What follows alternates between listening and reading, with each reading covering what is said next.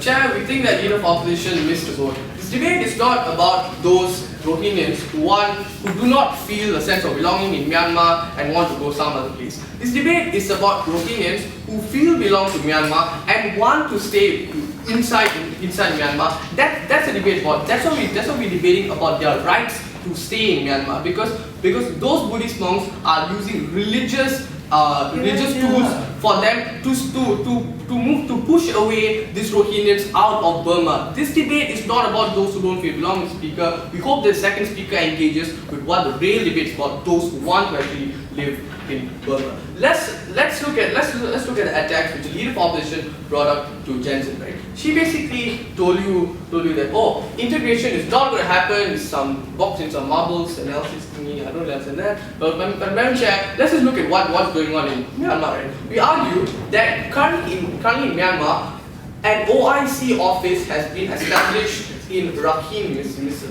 Madam Chair, and this means that basically this OIC office has actually allowed this displaced Rohingyans to actually go and actually complain whatever they want to towards this office, and this OIC office will actually help them, actually give them resources, provide them homes and all these kinds of things. Speaker, we believe that there is already political and social leverage for Rohingyans to live in these areas even to begin with. Speaker, we tell you that firstly that reduces conflict because these individuals cannot be oppressed as much as they want to. But also, Madam Chair, what she's doing is that basically she's ignoring the fact that and then I asked her in the interview, what do you want to do about individuals, Rohingyans who want to live in Myanmar, right? She said, we'll just force them inside there and we'll just hope something happens. If you agree with that, you principally concede with us that our policy will work because if you tell that very little conflict is going to happen if we do that, then means very little conflict will also happen under our policy, Mr. Speaker. You need to take the burden and tell us how your policy will also be bad, Mr. Speaker. Then only you can tell us that our policy is correct. Because we argue, yes, there will be riots, there will be all kinds of this backlash and things like this. But we argue that's better for society. Because we argue the nature of this backlash is religiously driven, Mr. Speaker. That's why these protests are done by Buddhist monks, Mr. Speaker. We cannot violently suppress them because they are monks, Mr. Speaker. That's why it's so hard to stop these individuals from demonstrating, and this gives them the leverage over. This gives Buddhist monks the leverage over this Burmese Rohingyans, Mr. Speaker. That's why it's so hard for them to actually get accepted in society because the kind of religious hold these monks have over these people. Yes. Vivian, what you all have to justify in this debate is how this violence in your state is good, because the violence is out of control. Look, we're not here to solve the violence, Mr. Speaker. We argue that violence will happen anyways under both policies, Mr. Speaker.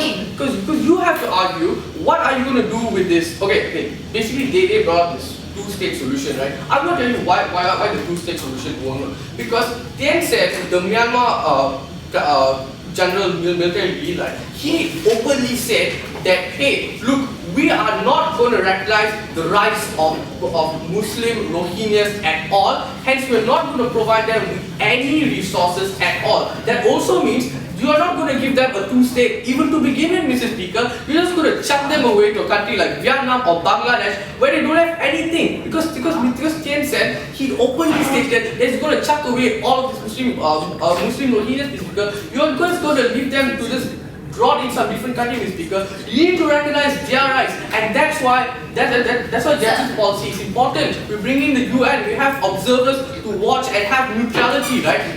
And we think that is important in today's debate. No, thank you. Now, my point for today is on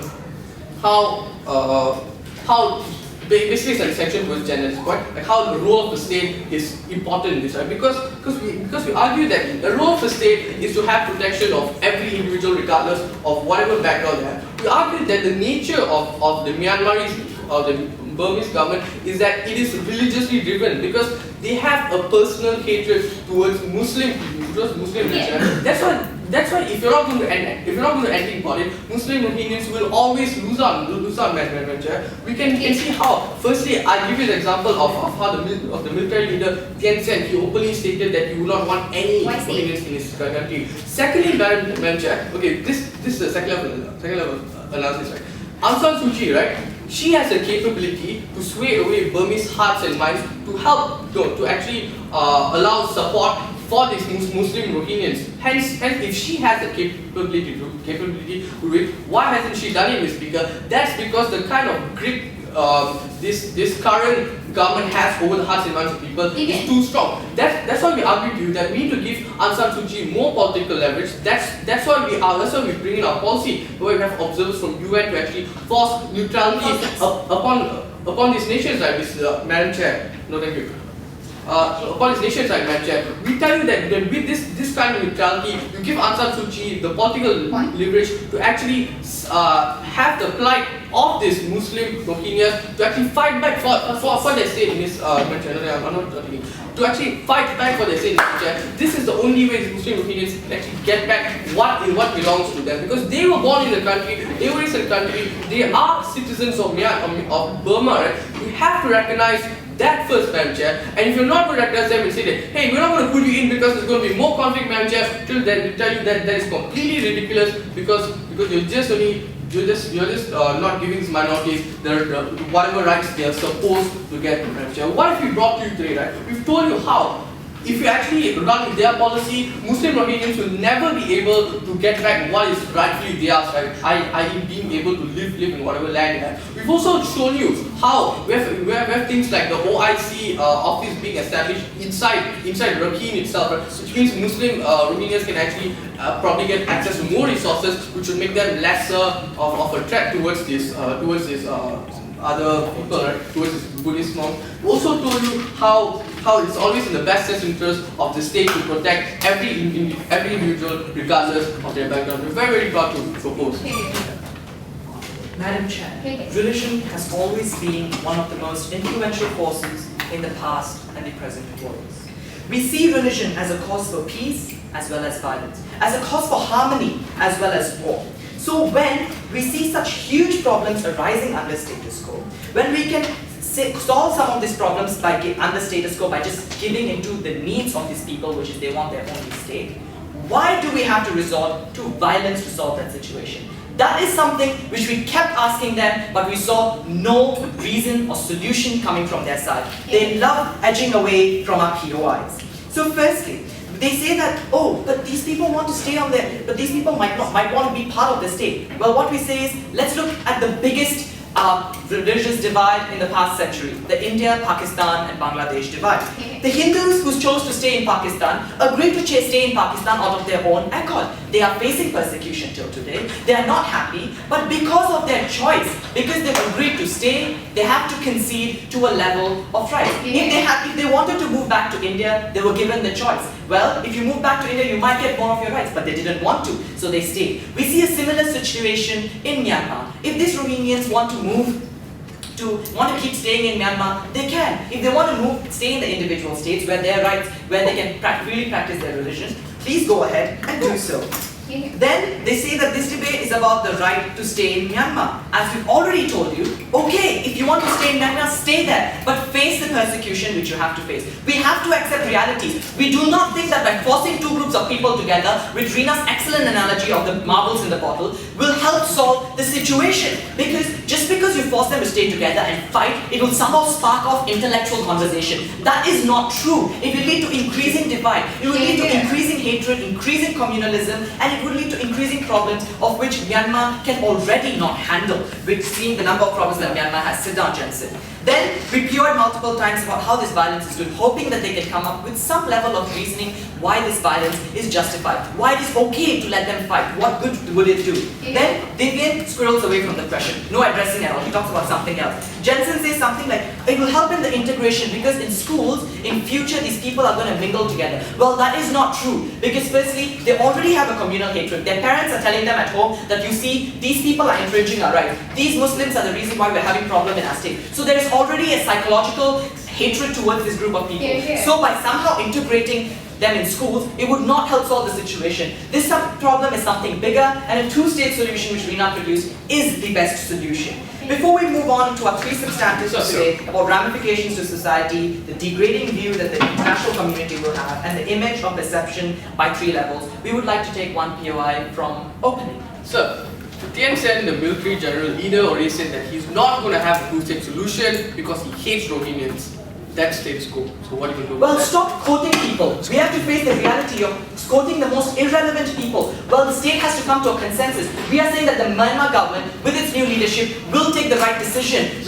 Aung San Suu Kyi will come up and take the right decision. She will make the decision to separate two states. And we believe that this is the most effective solution. Unless you want to squirrel away from the problem and tell them, oh, just continue fighting because somehow it will solve our problems. That will not solve our problems. Our problems have a deeper wedge. We have religion in here. Religion is something that's extremely crucial, as Reena has already told you. Reena told you about how religious views are something that you just cannot detach from a person. They're a reason for increasing problems. They're the reason for problems in Syria, from Libya, and everywhere. And hence, these problems need a stronger solution, and two-state solution is the best, as we have seen in South Asia.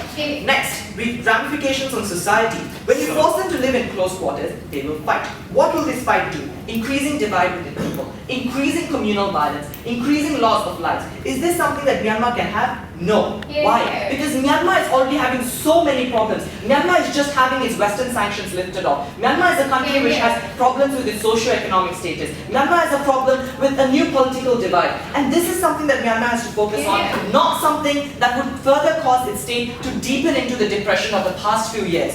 And then we say that Then they say that, oh, but this will provide organic change. This is not possible, Madam Chair. I know they'll bring it up again and again, but why is this not possible? Because they hate each other. There's a cultural divide. There's absolutely no way of integrating them. If you really need to integrate them, probably 20 years ago, you should have started cultural studies in school. That has been tried. But has it proven successful? No, it has not. It has not solved the situation in Myanmar. We're still facing a problem in these borders. The Rohingyans have a problem. They want their own state. Fine, take your own state. Why do we want to let you continue fighting is something that we absolutely do not understand closing. So, do you not understand that the problems that the Rohingyas faced are primarily because they have been denied an equitable distribution of resources and say in the country? When you get your own state, we have already told you that it will come with its own resources. When you have land, you have your resources. You have your workforce. You can always work with other nations. This is a solution that we propose. And if Rohingyans still insist for some mad reason to still want to be with Myanmar, well, they can always choose to stay and be persecuted if they want to, as we see in Pakistan. Then, the degrading view the international community will have. This international community already feels that Myanmar can't help itself. They look that we are an ailing state and we need them to solve our problems. We need Western imperialism to come into our state just to solve our nitty-gritty deal. So is this one more reason for them to enter? They're already eyeing this. They're already seeing that the problem is getting out of control. So what we want is to solve the problem on our own accord. We want to show them what the new Burmese democracy can do. We do not want to make it look like we're an incompetent state. And that is not something that we achieve under their paradigm when we continue letting the fightings happen.